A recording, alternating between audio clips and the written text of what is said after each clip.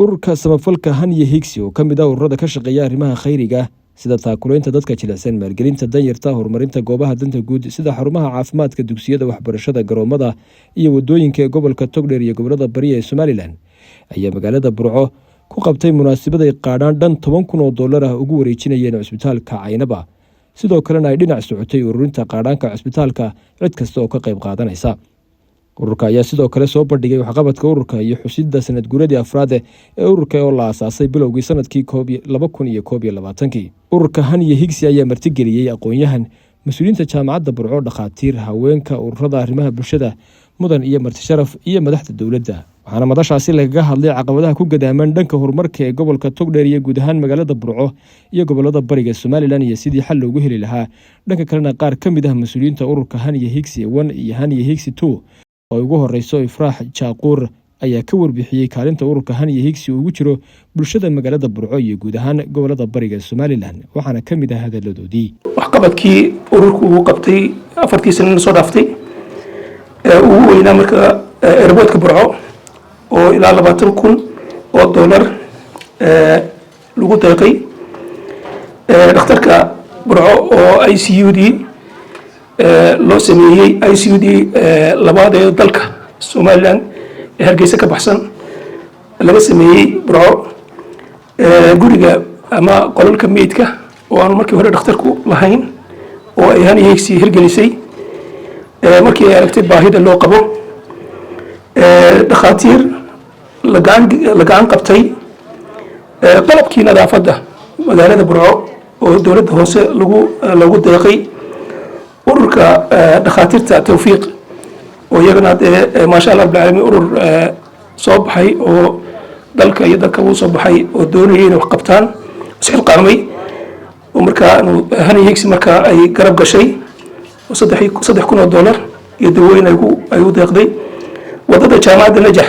oo $5,000 loogu deeqay maalgelinta 23 hooyo oo markii la arkay in hooyooyinku ay guryuhu ku dhisan yihiin iyo dhaqaalaha reeruhu lagu bilaabay oo mashruuc maasha Allah najaxay noqday. waan jeclay maanta inay hooyooyinka qaar ka mid yihiin halkan joogaan maanta. arday farsamada gacanta la baray 10 arday oo farsamada gacanta lagu bilaabay oo maasha Allah rabbil caalamiin iyaguna ka qalin jabiyay oo maanta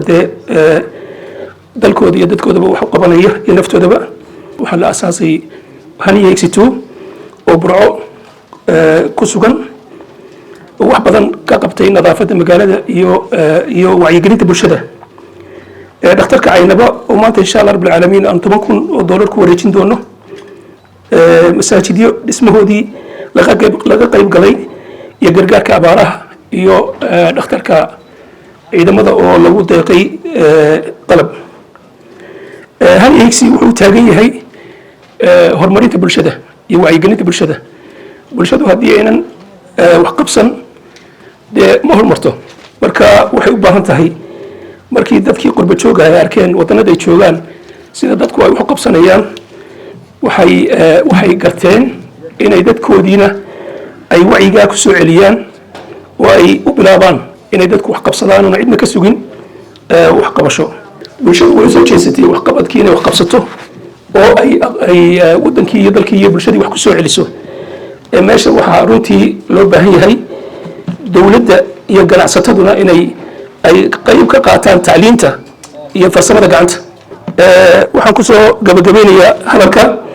gacmo wada jir bay wax ku gooyaan baa la dhihi jiraan, wax leen gacmo wada jir bay wax ku dhisaan. waxaan aad idinka codsanayaa in aad ururka Haniye Higsi 2 la taageero oo xubin laga noqdo $5 la siiyo, $3 la siiyo. dhalinyarada aad bay u badan tahay qolkiiba 75 wadankeenu waa dhalinyaro. guryaha waxay noo jooga 10 caruur ah. ha soo baxeen hooyooyinka garanwaag ha la gureen, wadada ha buuxiyeen, dowladda hoose iyo dowladda dhexe ha la shaqeeyeen, magaaladeenu si u qurux badnaato. 45,000 ayaa caawa soo ururay. ilaahay baynu uga mahad celinaynaa. nas'alu allaha biasmaa'ihi alxusnaa wa sifaatihi alculaa. waan ducaynayaa aamin dhah. qof kastoo aamin yidhaahdana waa duceeyey. dadkeenna intaa leego aamin yidhina waxa weeye ducadooda ilaahay waa ajiibaya insha allahu tacaala. waxaynu u ducaynaynaa lambarka 1 ururka haniya higsiyo caawa sabab u ahaa halkan inaynu isugu nimaadno lacagtaa 10,000 oo dollarna ku dhawaaqay waxay codsadeen in waxa weeye ururkooda loo duceeyo ilaahay waxaanu uga baryaynaa biasmaa'ihi alxusna wa sifaatihi alculaa ururka inuu barakeeyo xubnihiisu kordhaan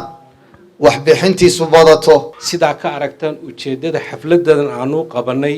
waxay ahayd kow sanad guuradii afraad ee ururkan haniya higsi iyo qodobka labaad oo ah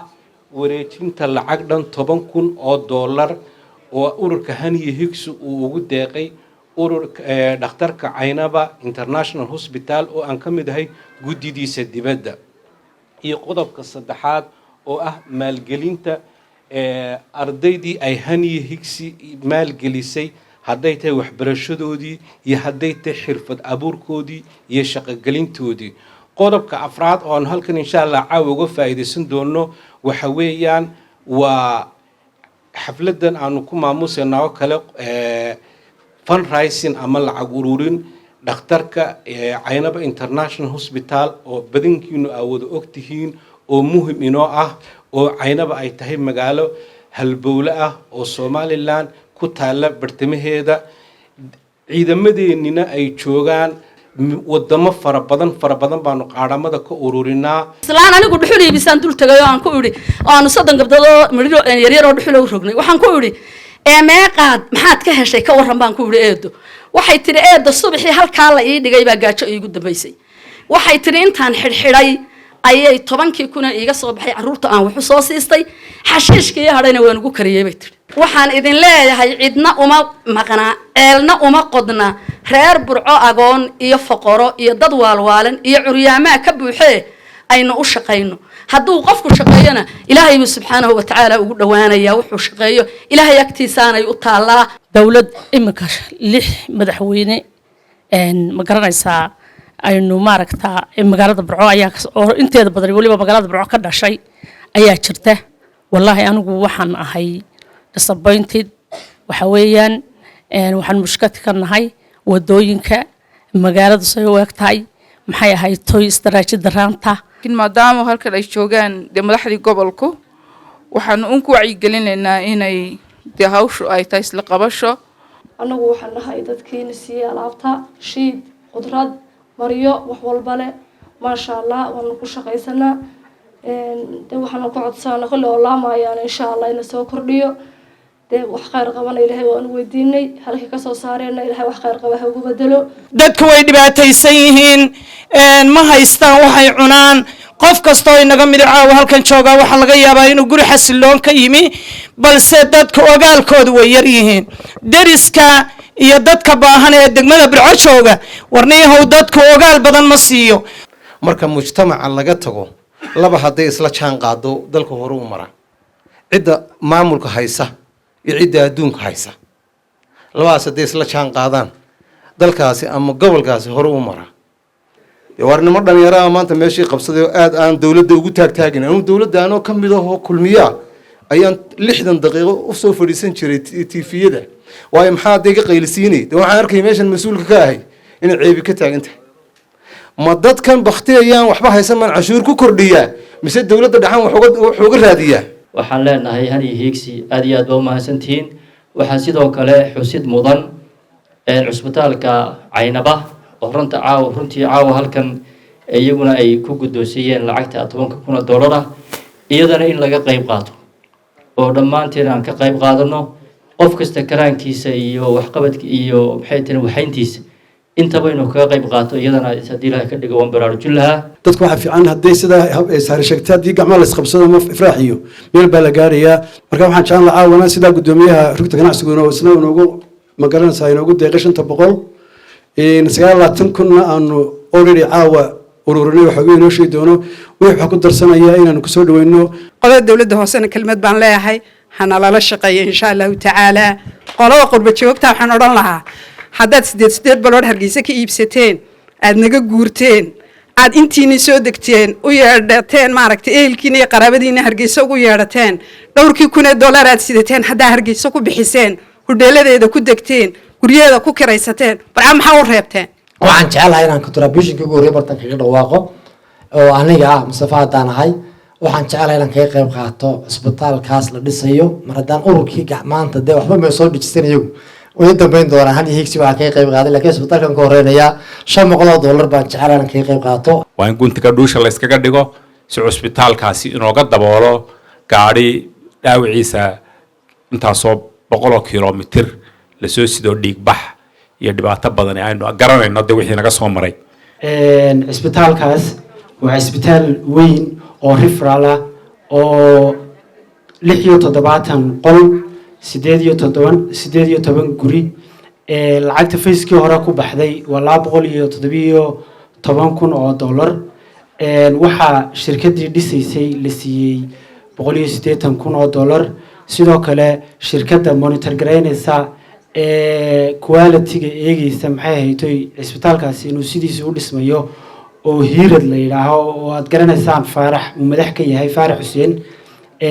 iyadana 10,000 baa la siiyey faysaska dambe lacagta ku baxaysa ee markaa harsan waa lacag $340,000 ah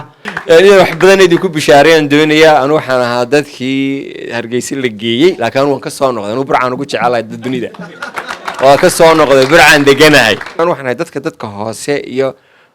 maxayaha iskala maaragtay jooga meesha la yiraahdo Ali Xuseen oo heeday deganaan jirtay waxyaabaha aadka wajiib waxa kamid ah suuxdinta dawooyinka suuxdinta ku jiray waxyaabaha aanu qaadnay dad badan oo markaa qaliin galayay ayaa Ilaahay ku badbaadiyay runtii dawadii Han iyo Higsi aanu ka qaadnay aad bay u mahadsan waxaan jeclaan lahaa in loo duceeyo loo sacabiyo Han iyo Higsi oo runtii